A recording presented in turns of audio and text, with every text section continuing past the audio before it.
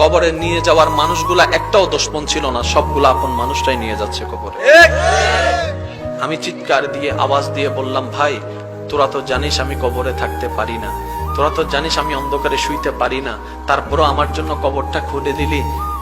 খাটের নিচে যখন চোখ দিয়ে তাকালাম, ইমানদার ভাই মনের কান দিয়ে শুনুন, খাটের নিচ দিয়ে যখন চোখ দিয়ে তাকালাম, মনে মনে ভাবলাম হয়তো শত্রুরাই কবরের দিকে নিয়ে যাচ্ছে। যখন নিচে তাকাই দেখলাম চোখ কপালে উঠে গেল, একজনও আমার দুশমন নাই, সব আমার আপনগুলাই আমাকে খাটের মধ্যে নিয়ে কবরের দিকে নিয়ে যাচ্ছে। কে আপন, কে আপন? প্রশ্ন করতে থাকুন নিজেকে, কে আপন, কে আপন? উত্তর আপনি পাবেন না, উত্তর আপনি পাবেন না। এবার কবরের মধ্যে চলে গেল। গভীর মনোযোগ। প্রস্তুত আছেন তো? প্রস্তুত আছেন তো? ইনশাআল্লাহ। প্রস্তুত আছেন তো? ইনশাআল্লাহ। লাশটা কবরে রেখে দিল। উপরে আস্তে আস্তে চাটাই দিচ্ছে। ওই বাঁশের ফাঁকে ফাঁকে কিছুটা আলো ঢুকছে। বাবার লাশটা সন্তানে রাখছে, সন্তানের লাশটা বাবা রাখছে। এই লাশটা নিজের হাতে রাখা মানে প্রমাণ করে দিচ্ছে আজকে থেকে তুমি আলাদা, আমি আলাদা। নিজের হাতে রাখা মানে সব কথা মুখে বলতে হয় না। আমি ওকে বললাম যে চলে যাও, এটা একটা কথা। আমি যদি মুখে কিছু না বলি, ধাক্কা দেওয়া মানেও কি? কথা বলে না রে ভাই।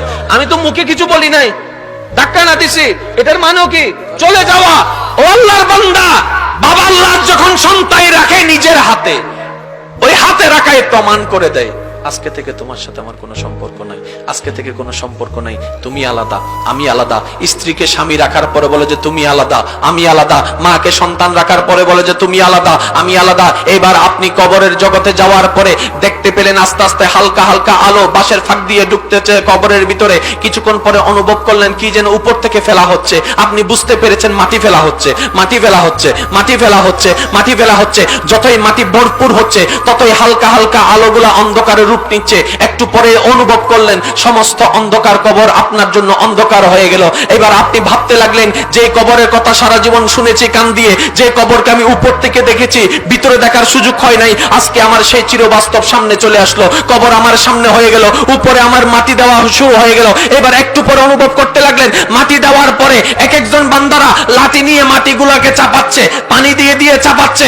জিজ্ঞেস করলাম ভাই পানি দেস কেন? কই এমন ভাবে গাইরা দিচ্ছে যেন জিন্দা হলো আর উঠতে না পারোস, জিন্দা হলো যেন আর উঠতে না পারোস, জিন্দা হলো যেন আর উঠতে না পারোস, জিন্দা হলো যেন আর উঠতে না পারোস। যে ব্যক্তি দুনিয়াতে থাকা অবস্থায় সবার জন্য ভেবেছে, সবার জন্য চিন্তা করেছে, সে এবার কবরের মধ্যে ভাবতে লাগলো হাই হাই আমার তো কেউ নাই, আমার তো কেউ নাই, আমার তো কেউ নাই, আমার তো কেউ নাই, আমার তো কেউ নাই, আমি তো একা হয়ে গেলাম, আমি তো একা হয়ে গেলাম। আমার বাবা নাই, আমার সন্তান নাই, আমার স্ত্রী নাই, আমার পুত্র নাই, আমার স্বামী নাই, আমার বন্ধু নাই, আমার বন্ধু নাই, সবাই আমাকে একা করে দিল, আমি তো একা হয়ে গেলাম। হঠাৎ মন উত্তর দিয়ে বলে ওরে বান্দা এখনো তুই একা হস নাই, সবাই তোর সম্পর্ক ছেড়ে দিল, এখনো দুইটা সম্পর্ক বাকি আছে। অবাক হয়ে প্রশ্ন করলাম কি সম্পর্ক?